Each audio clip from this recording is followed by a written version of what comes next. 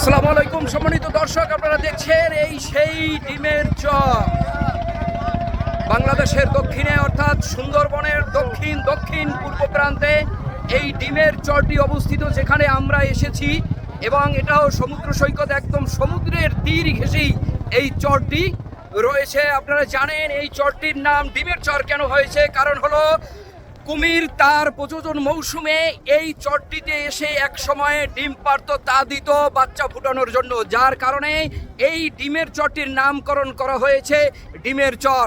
এখন অবশ্য এই চরেই কুমিরের বিচরণ খুবই কম, কারণ এখানে সিজনে অনেক টুরিস্ট আসে, সুন্দরবনে যারা ঘুরতে আসে তারা এই ডিমের চরে ঘুরতে আসে এবং এখানকার যে সি বিচটি রয়েছে, সমুদ্রের পার রয়েছে, সেখানে তারা গোসল করে এবং অনেক আনন্দ ফুর্তির জন্য এখানে চলে আসে। আপনারা আমাদের সাথেই থাকুন, দেখতে থাকুন ডিমের চরের অন্যান্য সকল দৃশ্যাবলী। দেখুন এই ডিমের চরের চতুর্দিকে রয়েছে সুন্দরবন। যদি আপনাদেরকে একটু দেখাই, দেখুন এই ডিমের চরের চতুর্দিকে সুন্দরবন রয়েছে।